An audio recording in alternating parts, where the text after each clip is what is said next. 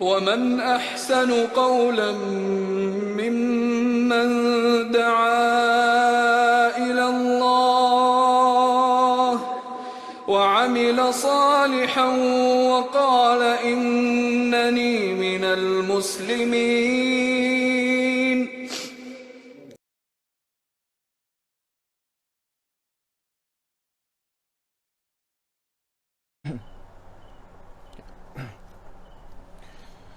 السلام عليكم ورحمة الله وبركاته. إن الحمد لله نحمده ونستعينه ونستغفره ونعوذ بالله من شرور أنفسنا ومن سيئات أعمالنا. من يهده الله فلا مضل له ومن يضلل فلا هادي له، وأشهد أن لا إله إلا الله وحده لا شريك له، وأشهد أن محمدا عبده ورسوله. أما بعد. Tuan-tuan dan puan-puan muslimin muslimat yang dikasihi sekalian, Alhamdulillah, syukur kita ke hadrat Allah Subhanahu wa ta'ala, diberikan kepada kita kesempatan dan peluang dalam malam-malam yang sebelum ini untuk kita membahaskan kitab 10 prinsip penyucian jiwa karangan Syekh Abdul Razak bin Abdul Muhsin Al-Badr, hafizahumullah, ulama besar di Madinah. Dan tuan-tuan dan puan-puan, dalam kuliah malam semalam kita telah pun sampai ke prinsip yang terakhir, prinsip yang ke-10 dalam perbahasan kita tentang prinsip-prinsip penyucian jiwa, asas-asas, kaedah-kaedah, cara-cara untuk kita membersihkan jiwa kita, untuk kita murnikan hati kita daripada noda-noda, kotoran-kotoran, kotoran-kotoran maksiat, kotoran-kotoran bid'ah, syirik, kufur, dengan tujuan supaya kita terus dapat mengabdikan diri kita kepada Allah Subhanahu wa ta'ala, dengan tujuan supaya kita terus dapat mendekatkan diri kita kepada Allah Subhanahu wa ta'ala. Prinsip yang ke-10 yang kita telah bahaskan, bahagian pertamanya, kita tak sempat nak habiskan, dan insya-Allah pada malam ni kita cuba habiskan prinsip yang ke-10 ini.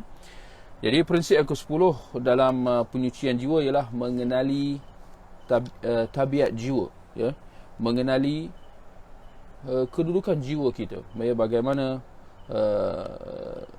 jiwa manusia itu, yang mana tuan-tuan dan puan-puan, yang boleh saya sebutkan di sini sebagai mukaddimah, sebelum kita sambung balik perbahasan kita dalam prinsip penyucian jiwa yang ke-10. Antara tujuan penulis nak tekankan tentang pentingnya kita memahami jiwa kita ialah supaya kita faham hubungan antara jiwa kita dan jasad kita. Ada hubungan antara zahir dan batin kita, yakni dalam kehidupan kita seharian, kita bukan sekadar menyaksikan pergerakan tubuh badan kita, anggota badan kita semata-mata. Maknanya dalam kehidupan kita sebenarnya tindakan-tindakan bukan sekadar apa yang kita nampak pada zahir, yakni dari sudut ucapan lisan kita, perbuatan tangan kita, pergerakan kaki kita dan seumpamanya. Tidak, sebaliknya dalam tubuh badan kita adanya jiwa, adanya hati, tempat letaknya pada jantung. Tapi jantung itu anggota zahir. Jantung itu boleh, dia adalah benda objek. Bukan itu yang maksud kita. Maksud kita ialah jiwa itu atau roh itu yang juga ada dalam tubuh badan kita, ya, yang disebutkan dalam nas-nas, ya, tempat letaknya dalam hati jantung. Peranannya sangat signifikan. Peranan jiwa kita, peranan hati kita sangat signifikan. Apatah lagi, ya, kepentingan untuk kita memahami jiwa kita ini cukup penting. Lebih-lebih lagi apabila ada banyak salah faham, ya, ada banyak salah faham tentang perkara ini, di mana apa yang, ya, sebelum ini kita telah sebutkan, antaranya ialah bahawa betapa masyarakat barat misalnya, mereka sangat jahil tentang, ya, hakikat jiwa itu. Mereka pentingkan, ya, mereka sangat mementingkan kebersihan luaran. Kadang-kadang kita dengar-dengar, ya, ada di negara-negara tertentu misalnya, sangat menitik beratkan soal kebersihan misalnya, ya. Jadi kita mendapati, ya, tempat-tempat awam mereka, jalan raya bersih. Tetapi dalam masa yang sama, realiti mereka sangat lalai tentang persoalan kebersihan jiwa. Itu satu. Kalau ada dalam kalangan mereka yang sedar tentang, ya, peranan jiwa dalam pembawaan seseorang itu, sekali lagi kita dapati mereka gagal memahami kaitan antara perkara-perkara jasmani dengan perkara-perkara rohani. Mereka gagal memahaminya, sehingga ada yang mungkin berpandangan bahawa itu adalah dua perkara yang berbeza, ya, dua perkara yang berbeza. Ada yang menganggap bahawa, ya, jasmani dan rohani ini dua benda yang berbeza, ya, tak ada kaitan. Dan saya kira mungkin kita biasa dengar, ya, hatta dalam masyarakat kita ada yang mungkin, ya, mengungkapkan perkataan-perkataan seperti, ya, misalnya lah, dia kata aku ni, ya, perkataan aku ni mungkin jahat. Maknanya dia mengakui bahawa ada kadang-kadang perkataan-perkataan dia, ucapan-ucapan dia buruk, ya, seperti perkataan sumpah serana, ya, caci maki, mengumpat dan sebagainya. Dia kata perkataan aku ni mungkin jahat, tetapi hati aku baik. Misalnya, ini antara contoh menunjukkan kejahilan dan kegagalan sebahagian masyarakat memahami hakikat jiwa itu.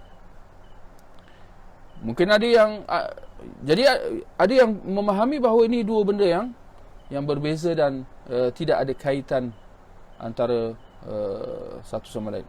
Jadi satu pihak mereka tidak mempedulikan langsung tentang, ya, kedudukan jiwa mereka tak peduli. Ini tak fikir langsung tentang masalah, ya, tuntutan jiwa. Mereka tak peduli langsung. Ada yang mengambil peduli, tetapi mereka salah faham pula, ya, apabila mereka tidak melihat kaitan antara zahir dan batin, antara roh dan jasad, antara jiwa dan sikap. Nak kata jiwa kita ada kaitan dengan sikap kita. Sikap kita maknanya, ya, perkataan-perkataan yang kita gunakan, cara fikir kita misalnya, cara kita berkata, cara kita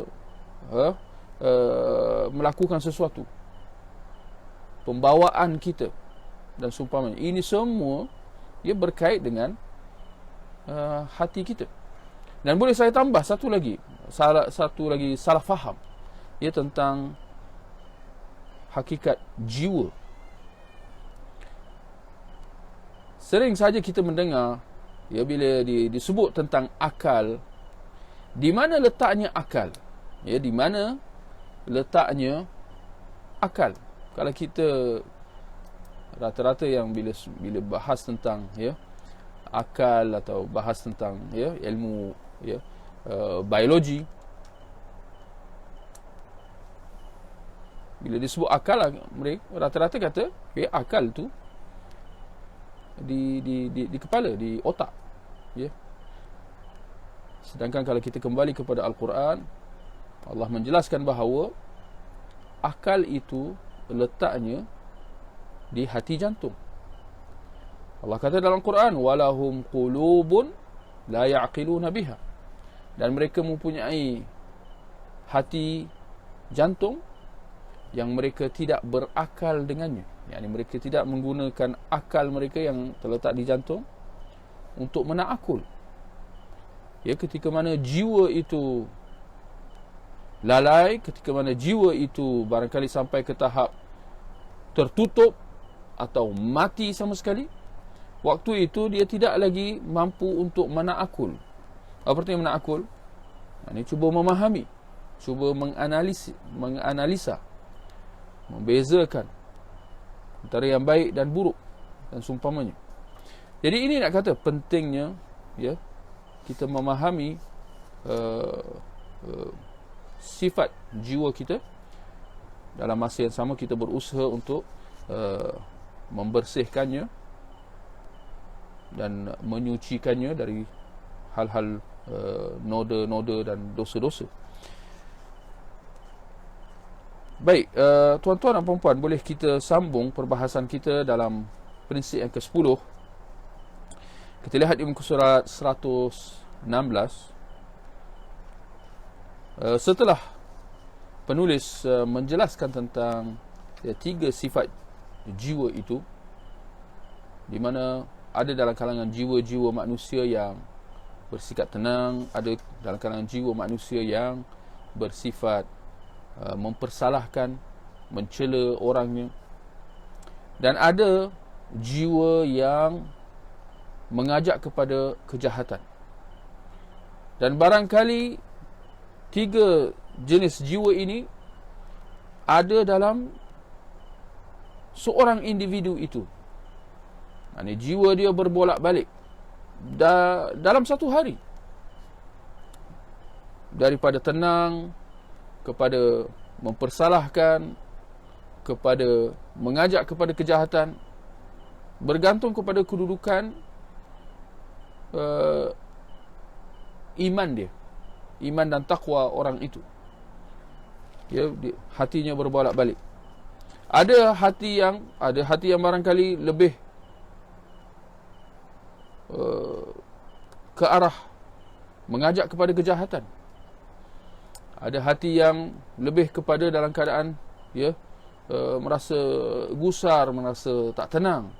Ada hati yang lebih kepada ketenangan, bergantung kepada ya iman dan takwa seorang itu. Baik, itu perbahasan kita malam semalam. Jadi pada hari ini kita boleh sambung. Kita lihat di surat 116, kata Syekh Abdul Razak hafizahullah, tiga sifat jiwa ini merupakan hakikat yang menjelaskan keadaan tabiat yang berkaitan jiwa. Ya, tiga sifat jiwa yang kita sebut tadi. Ya, tenang, mempersalahkan orangnya, mengajak kepada kejahatan, merupakan hakikat yang menjelaskan keadaan tabiat yang berkaitan dengan jiwa. Yani jiwa kita ada tabiat dia, ada sifat-sifat dia. Sebab itulah keadaan ini boleh berbolak-balik dan berubah-ubah berdasarkan segala dorongan yang memasuki jiwa. Yani hati ini dia boleh terdorong, dia boleh terbawa-bawa dengan faktor-faktor luaran dan seumpamanya. Ketiga-tiga sifat jiwa ini boleh terhimpun pada seorang manusia pada satu hari yang sama, berdasarkan keadaan dan tabiat jiwa orang tersebut. Ahli ilmu, para ulama, mengumpamakan para ulama mengumpamakan jiwa ini dengan beberapa perumpamaan yang menjelaskan keadaan tabiat jiwa itu yang ada bersama seseorang manusia, untuk memudahkan gambarannya bagi seorang Muslim supaya dia dapat bersungguh-sungguh untuk memperbaiki dan menyucikannya. Ini para ulama ada memberikan perumpamaan-perumpamaan, ini gambaran-gambaran atau misalan-misalan supaya kita dapat lebih memahami persoalan tentang jiwa ini. Kenapa perlu sampai memberikan perumpamaan-perumpamaan atau permisalan-permisalan? Kerana bila kita berbicara tentang jiwa, kita sedang berbicara tentang hal-hal kerohanian, hal-hal yang tak boleh nampak. Jadi susah nak bila kita tak nampak, susahlah kita nak faham. Jadi ada kalanya perlu kepada memberikan misalan-misalan atau gambaran-gambaran, mengaitkan sesuatu yang tak nampak dengan apa yang nampak supaya kita dapat lebih faham tentang apa yang sedang dibicarakan itu.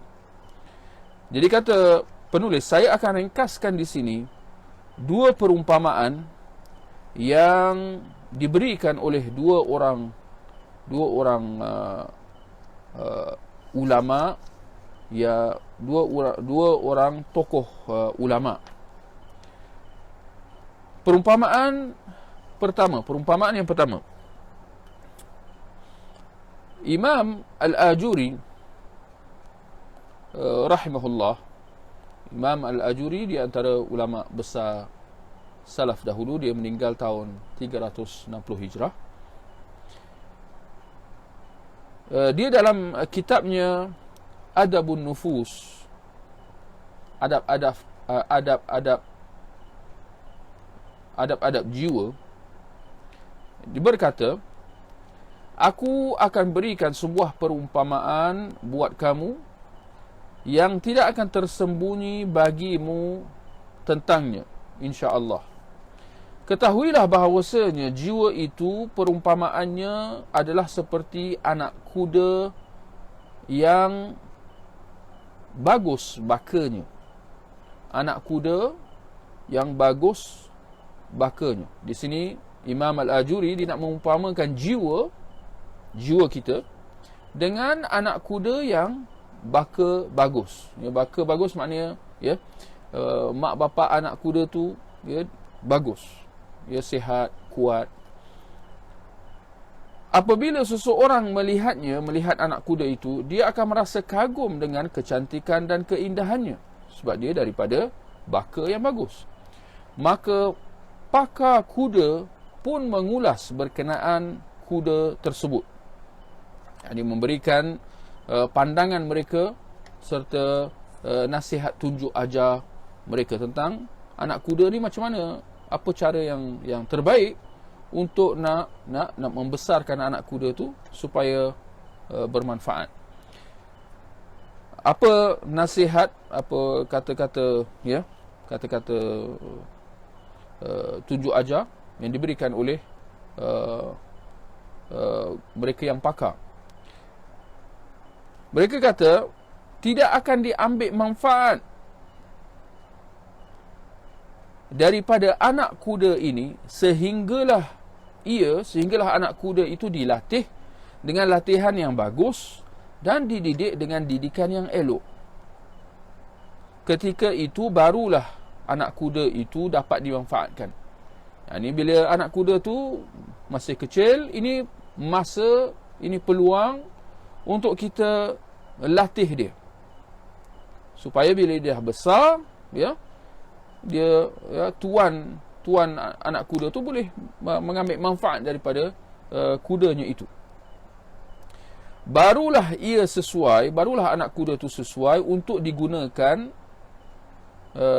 dalam peperangan atau selainnya, sama ada untuk menyerang ataupun menyelamatkan diri. Ini kuda ni antara secara ringkasnya, dia kegunaan dia antara dua, sama ada untuk mengejar sesuatu atau lari daripada sesuatu. Ini secara amnya lah. Jika anak kuda itu tidak dididik dan dilatih dengan sempurna, pasti anak kuda itu tidak dapat dimanfaatkan. Sebaliknya hanya nampak cantik dan indah semata-mata. Yang kesudahan ni, kalau masa kecil kita tak latih anak kuda itu, sedangkan dia daripada baka yang bagus, maknanya ada potensi, anak kuda tu ada potensi. Tapi kena ingat, anak kuda ni perlu dilatih. Jika tidak, anak kuda tu apabila dia dah dewasa nanti, waktu itu sudah terlambat. Waktu itu tuan dia tidak akan dapat mengambil manfaat yang sepenuhnya daripada kuda tersebut.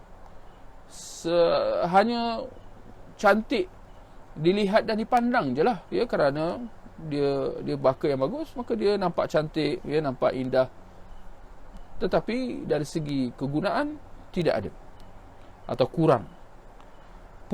Penunggangnya pula tidak akan memujinya, ya, kalau jika tidak dilatih daripada kecil. Penunggangnya pula tidak akan memujinya. Akibat pengabaian anak kuda itu,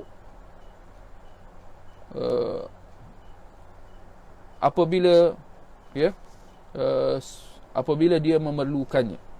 Bila dia dah besar, bila anak kuda tu dah besar, tuan dia nak guna, waktu itu dia takkan rasa puas, ya, dia tidak akan puji kuda tersebut.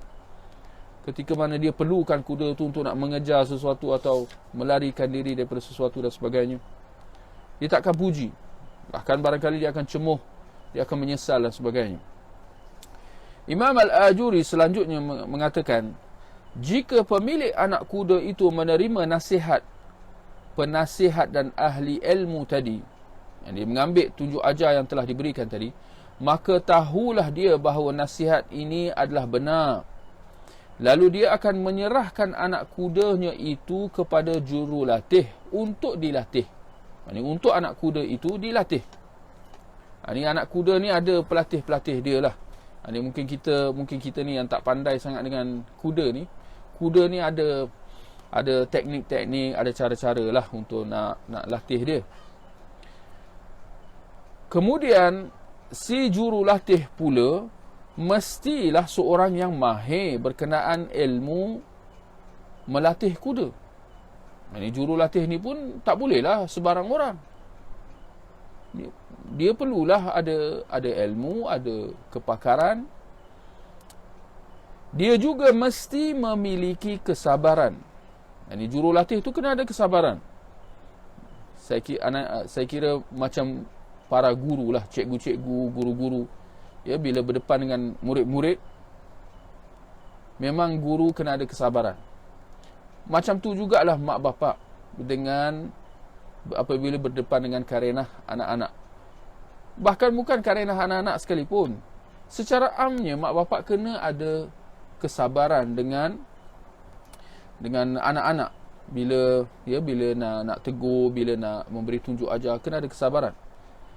Tapi mak bapak kita ni lah, mak bapak, sering sahaja kita hilang sabar atau kita kurang sabar.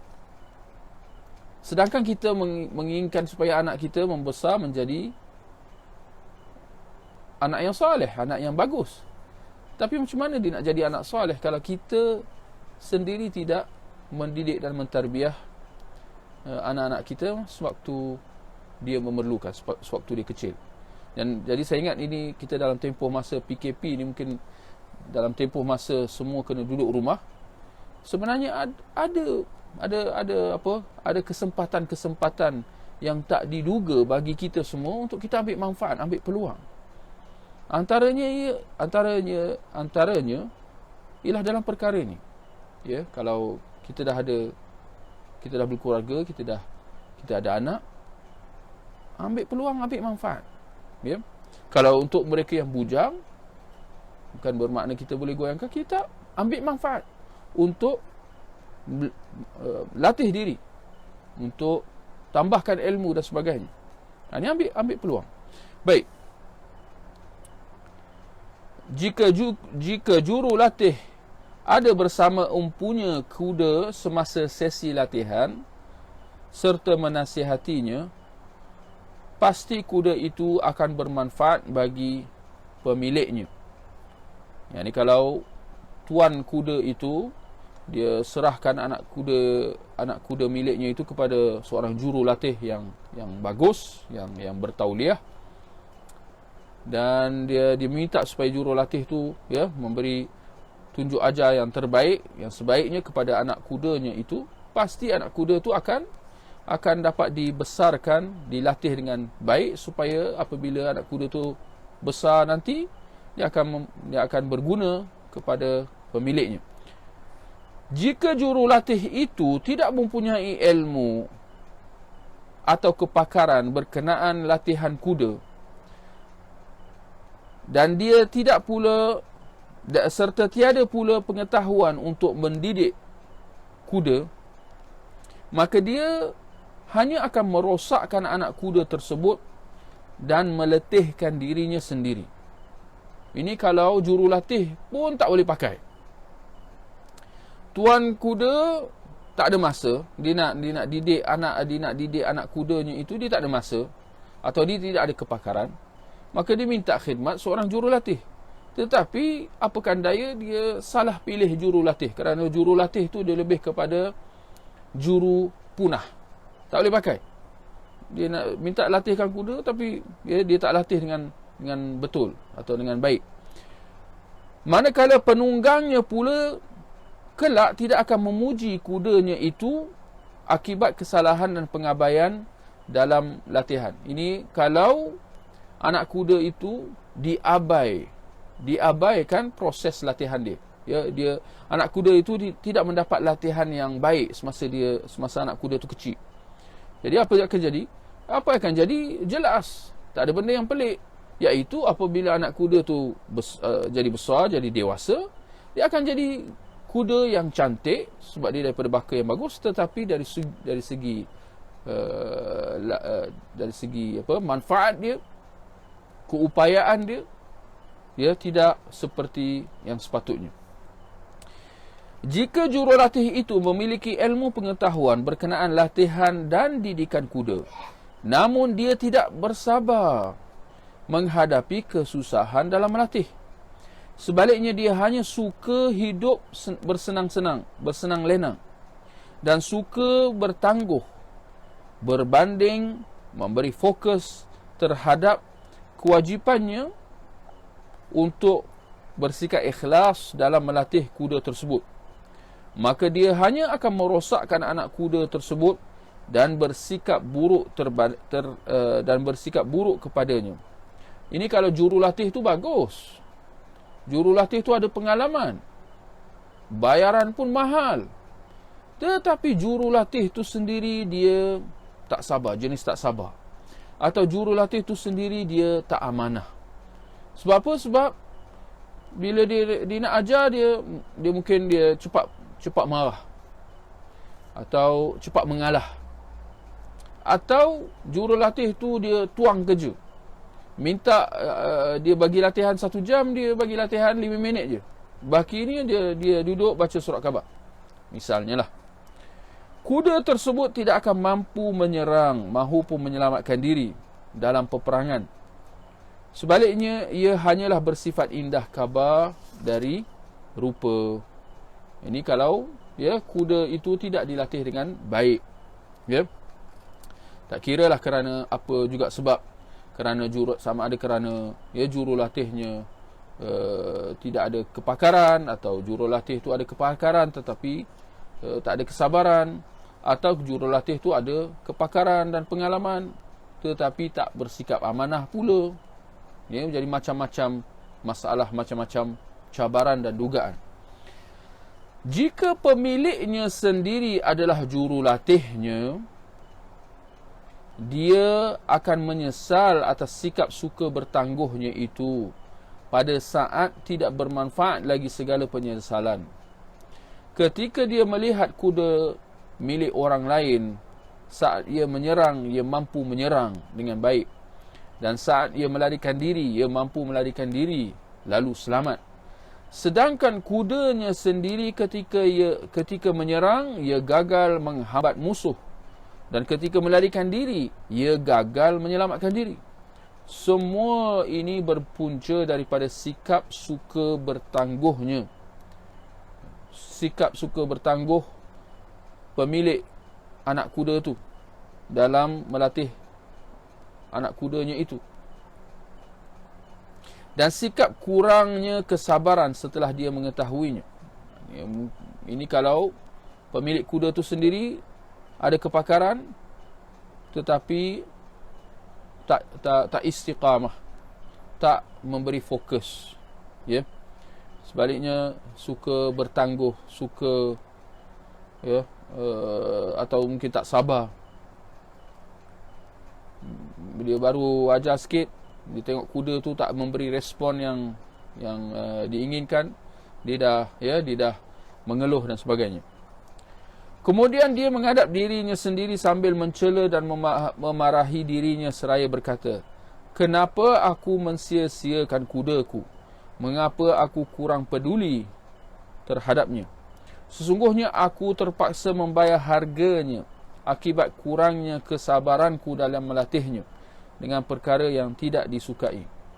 Yakni ialah apabila si tuan kuda itu menunggangnya, bila anak kuda tu dah besar, kemudian pemilik kuda tersebut dia nak tunggang, mestilah nak tunggang, takkan nak biar macam tu.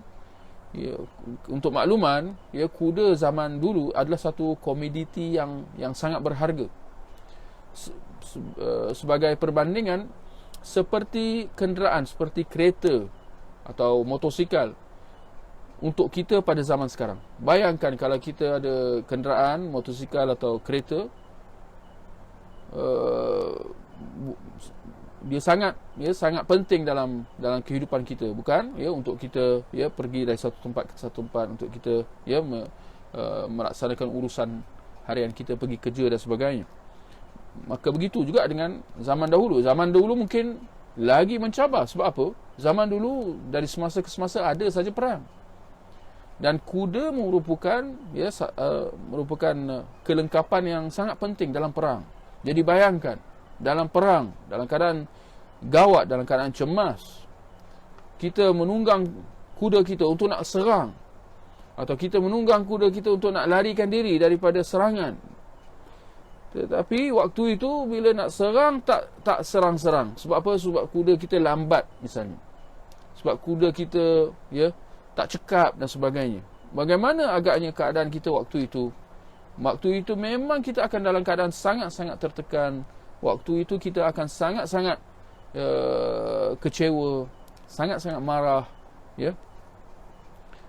Sebab sikap kita yang cuai itu, kita cuai dalam melatih kuda kita itu. Maka fahamilah, semoga Allah merahmati kalian, ilmu perumpamaan ini. Ya, kata Syekh Abdul Razak, ya. Pelajarilah ia, nescaya kalian akan berjaya. Maknanya ambil pengajaran di sini. Ya, dalam perumpamaan tentang anak kuda ni, bahawa anak kuda ni perlu dilatih. Maka demikianlah dengan jiwa kita. Jiwa kita perlu dilatih. Sedar tak sedar, jiwa kita perlu dilatih. Maknanya tak ada sesiapa yang lahir-lahir bila dia kecil, iman dia dah sempurna. Tak ada siapa yang macam tu.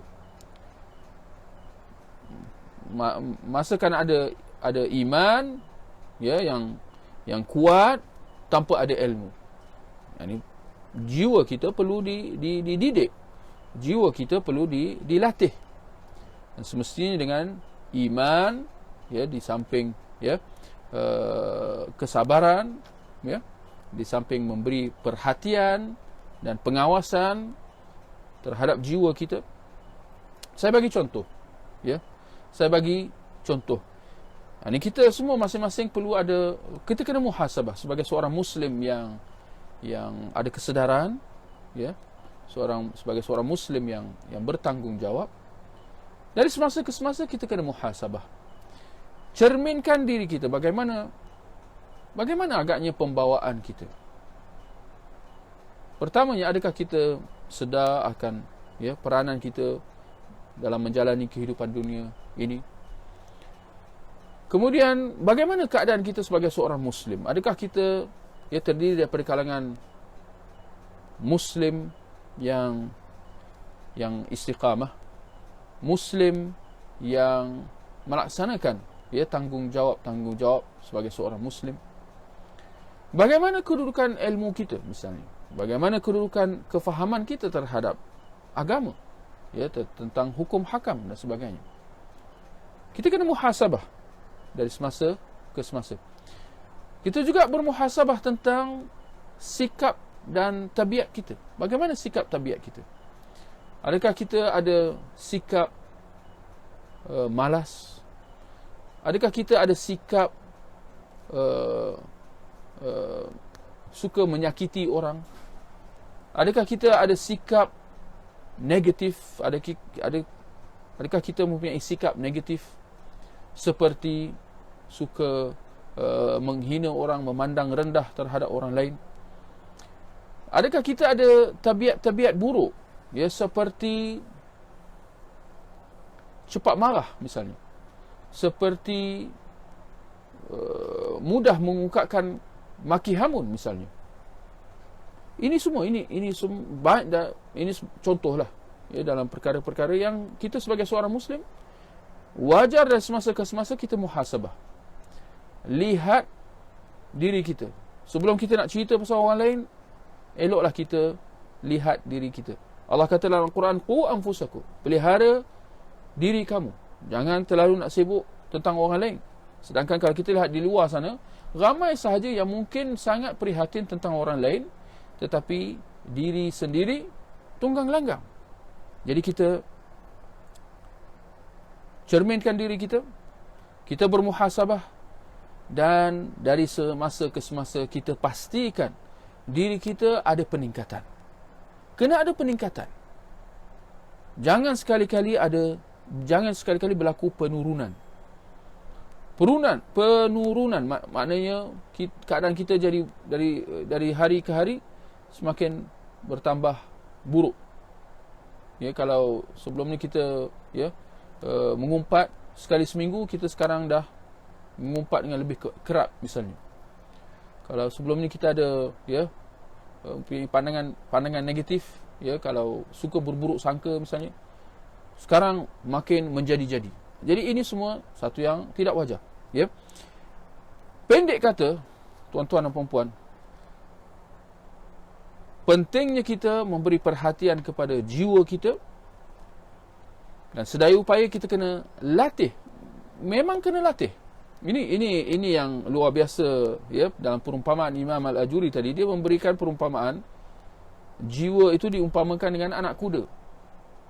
Bagaimana anak kuda itu dilatih sehingga dia besar, supaya orangnya dapat mengambil manfaat daripada kudanya itu. Maka demikianlah dengan jiwa kita. Adakah kita melatih jiwa kita? Misalnya apa? Supaya menguatkan iman. Adakah kita ada usaha untuk kita kuatkan iman kita dengan Allah Subhanahu wa taala? Bagaimana keadaan kedudukan ibadah kita? Bagaimana keadaan hubungan kita dengan Allah Subhanahu wa taala? Adakah kita lidah kita sentiasa basah mengingati Allah? Bagaimana dengan sifat-sifat? Adakah kita ni lebih mempunyai sifat-sifat mahmudah, atau na'udzubillah kita lebih mempunyai sifat-sifat mazmumah? Sedar tak sedar, perkara ini semua perlu dilatih. Perlu dilatih. Dan boleh saya berikan satu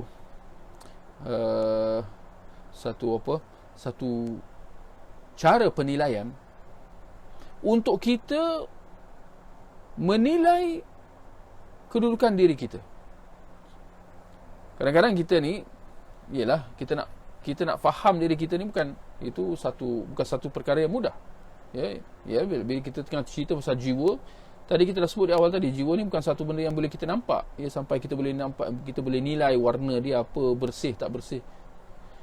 Memang bukan satu yang mudah. Tapi saya boleh bagikan satu cara untuk kita menilai, untuk kita dapat sedikit gambaran tentang bagaimana keadaan kita. Perhatikan selepas ini diri kita apabila menimpa atas kita satu musibah. Perhatikan diri kita selepas ini apabila menimpa atas kita suatu musibah.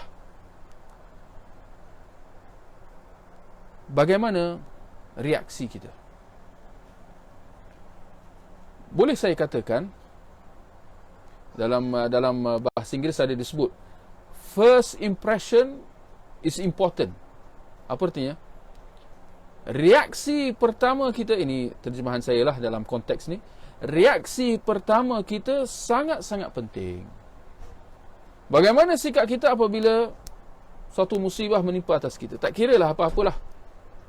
Macam apa-apa sajalah, ya. Kalau ada orang mencela kita, atau kalau ada orang buat pasal dengan kita lah, atau di jalan raya ada orang potong kenderaan kita, apa-apalah, macam-macam. Kalau kita mendengar hal kematian misalnya, atau na'udzubillah, semoga Allah memelihara kita semua, sekiranya berlaku satu musibah atas diri kita atau orang-orang terdekat dengan kita, sekecil-kecil musibah, apabila, saya bagi contoh, apabila cawan gelas jatuh, pecah, atau kita, kalau kita mak bapak, kita ada anak kita pecahkan, ya, satu barang kat rumah. Apa reaksi kita? Reaksi pertama kita memberikan sinopsis tentang siapa diri kita yang sebenar. Adakah reaksi kita melompat? Adakah reaksi kita dengan kita berteriak? Adakah reaksi kita dengan melatah? Adakah reaksi kita dengan marah? Adakah reaksi kita dengan menghemburkan kata-kata yang tak sepatutnya, kata-kata kesat dan sebagainya? Apa reaksi kita? Ini satu uji kaji lah untuk kita, ya, mengetahui bagaimana sikap kita. Atau adakah kita terdiri daripada kalangan mereka yang tenang, senang dan sabar? Bila menimpa satu musibah, kita boleh kawal diri kita daripada memberi reaksi balas. Reaksi balas yang negatif. Kalau kita mampu kawal diri kita, kita dalam keadaan, kita masih boleh dalam keadaan tenang, maknanya kita masih lagi boleh berfikir, ya, dan boleh bertindak dengan elok, maka ini yang sepatutnya. Ini nak kata, dan untuk makluman, nak sampai ke tahap macam tu bukan mudah, ya. Kita semua berangan-angan nak sampai ke tahap itu, tetapi percaya atau tidak, dia perlu kepada latihan. Bukan nak kata tak boleh sampai, tak boleh capai. Boleh. Tidak ada apa yang mustahil, ya, jika diizinkan oleh Allah Subhanahu Wa Taala. Tinggal lagi kita kena ada usaha. Baik, tuan-tuan dan puan-puan, ada satu lagi perumpamaan. Kita sambung, ya, di surat 122. Perumpamaan pertama ini, ya, afwan, sebelum tu ada soalan kuis daripada, ya, pihak urus dia. Tuan-tuan boleh, ya, ambil perhatian soalan kuis, dan ada hadiah disediakan. Saya ingat, sebutkan 3 jenis jihad dan 3 jenis jiwa, ya. Sebutkan 3 jenis jihad dan 3 jenis jiwa, ya. Siapa cepat memberi jawapan, ya, hadiah menanti anda, dan keputusan adalah muktamad, ya. Baik, penulis Syekh Abdul Razak, dia menyambung, perumpamaan pertama ini Imam Al-Ajuri ingin menjelaskan berkenaan perihal nafsu manusia. bahawasanya ia seperti anak kuda yang memerlukan latihan dan kesabaran dalam melatihnya. Dan seseorang itu memerlukan ilmu pengetahuan berkenaan perkara-perkara yang dapat memperbaiki jiwa dan menyucikannya. Jika seseorang itu mengabaikan pengetahuan dan latihan jiwanya, maka dia akan menyesal pada hari kemudian dengan sebesar-besar penyesalan. Yani kalau kita tak latih jiwa kita, dia akan memberikan kesan yang buruk kepada kita. Sama ada kita sedar atau tidak, dia akan memberikan kesan buruknya. Ya, itu maksud dia. Ya, yani rugi segala rugi kalau kita cuai, kita lalai, kita tak tahu apa benda. Tak semena-mena kita mendapati diri kita dalam keadaan tersepit, dalam keadaan susah. Lalu kita terpinga-pinga, terenganga-nganga, tertanya-tanya, bagaimana keadaan macam ni boleh berlaku? Sedangkan jawapannya ialah kerana kita tidak mendidik jiwa kita dengan latihan yang sepatutnya. Baik. Perumpamaan yang kedua, tuan-tuan dan puan-puan, disebutkan oleh Imam Ibn Al-Qayyim rahimahullah yang wafat tahun 751 Hijrah. Dia berkata, jiwa ini umpama bukit besar yang sangat sukar untuk ditelusuri di atas jalan menuju kepada Allah Azza wa Jal. Setiap orang yang bermusafir tiada jalan lain untuk sampai kepadanya melainkan jalan dengan melalui jalan di atas bukit tersebut. Pasti dia akan sampai ke sana. Akan tetapi dalam kalangan mereka ada yang susah untuk sampai ke sana, namun ada yang mudah, dan ia benar-benar akan mudah bagi sesiapa yang dimudahkan oleh Allah untuk mendakinya. Jadi dalam perumpamaan yang kedua ni, daripada Imam Ibn Qayyim, dia mengumpamakan jiwa bagai bukit besar yang perlu didaki. Jiwa seperti bukit besar, bukit tinggi yang perlu didaki. Jalan untuk menuju ke bukit tersebut dipenuhi lembah-lembah dan lereng-lereng, tunggul-tunggul dan bermacam jenis halangan serta jalan-jalan yang berbahaya. Tumbuhan berduri dan semak samun, pohon beri dan rumput lalang yang tebal. Adanya pula perompak jalanan yang menyekat laluan orang yang melaluinya. Yani jalan nak sampai ke puncak bukit itu penuh dengan pancaroba, penuh dengan liku-liku. Lebih-lebih lagi mereka yang melakukan perjalanan pada waktu malam atau awal pagi. Maknanya lagilah susah, ya. Jika mereka tidak mempunyai kelengkapan, jika pendaki itu tidak mempunyai kelengkapan iman, lentera keyakinan yang dinyalakan dengan minyak kerendahan, ketundukan dan kepatuhan, pasti segala halangan tadi akan melekat dan menempel pada mereka. Ini siapa yang tidak ada persediaan untuk nak mendaki bukit tadi. Sekaligus menghalang mereka daripada meneruskan perjalanan. Kerana sesungguhnya ramai yang melakukan perjalanan di atasnya akan kembali berpatah balik ketika mereka merasa lemah untuk menempuh dan meredah 1001 halangan itu. Ini ramai yang berpaling tadah apabila nak mendaki bukit tersebut. Sedangkan syaitan berada di atas puncak bukit tersebut. Ada syaitan pula. Dahlah ada bermacam lembah, ada pohon-pohon berduri, ada perompak, segala macam. Dan di atas puncak tu ada syaitan pula. Dia memberi amaran kepada manusia supaya tidak mendakinya dan menakut-nakutkan mereka akannya. Maksudnya syaitan ni pula sedaya upaya nak melemahkan semangat para pendaki bukit tersebut. Maka bertepatanlah halangan tersebut apabila dihimpunkan kesulitan mendaki. Duduknya pula syaitan yang menakut-nakutkan manusia di atas puncaknya. Ditambah lagi dengan lemahnya keazaman dan niat orang yang mendaki tersebut. Ini tidak ada keazaman, tidak ada kecekalan, ketabahan. Maka hal tersebut hanya melahirkan rasa putus asa dan ingin kembali berpatah balik. Orang yang terpelihara hanyalah orang yang dipelihara oleh Allah Subhanahu Wa Taala. Mereka yang selamat ialah mereka yang diselamatkan oleh Allah Subhanahu Wa Taala.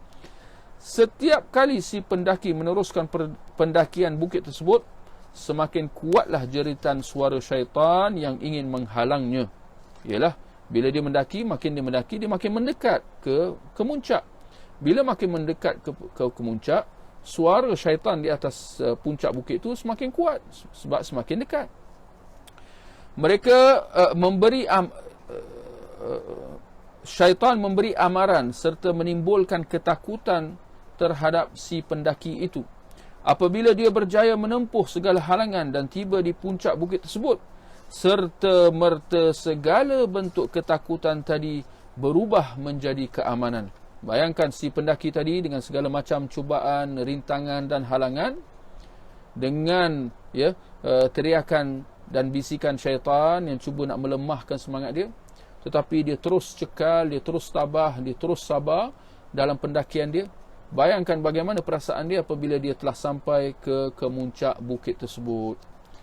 Tatkala itu mudahlah baginya meneruskan perjalanan. Bila dah sampai ke muncak, bagaimana agaknya bila nak turun?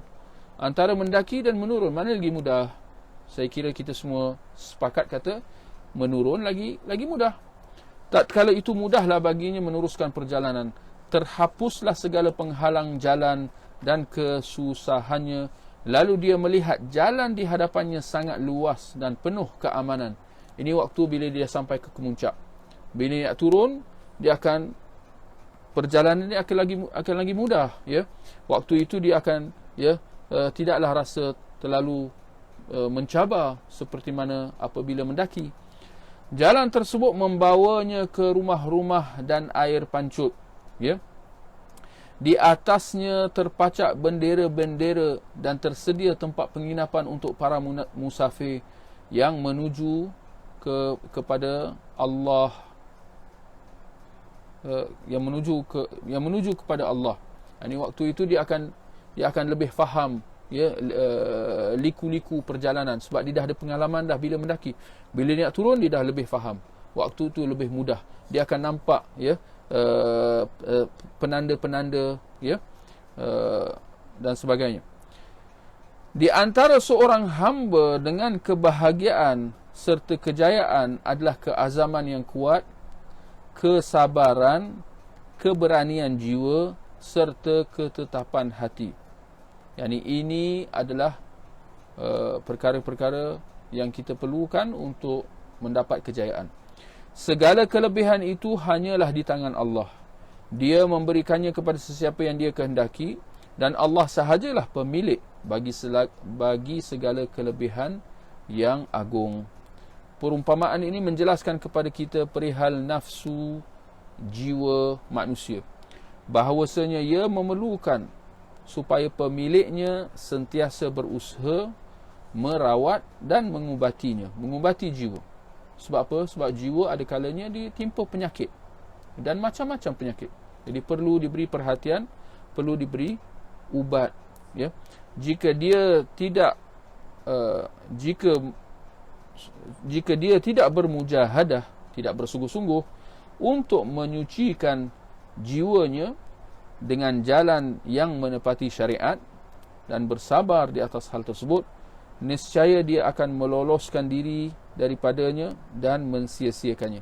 Maksudnya kalau dia mengabaikan perihal kebajikan jiwanya, kesudahannya jiwanya akan terus berpenyakit, jiwanya akan terus berhadapan dengan macam-macam masalah. Dan ini kita nak kata bahawa jiwa yang bermasalah akan memberi kesan kepada keadaan tubuh badan seseorang manusia, akan memberi kesan kepada iman seseorang, akan memberi kesan kepada amal ibadah seseorang, akan memberi kesan kepada cara seseorang itu berfikir, memberi kesan kepada cara seseorang itu berdepan dengan situasi dan keadaan, memberi kesan kepada kata-kata, memberi kesan kepada perbuatan.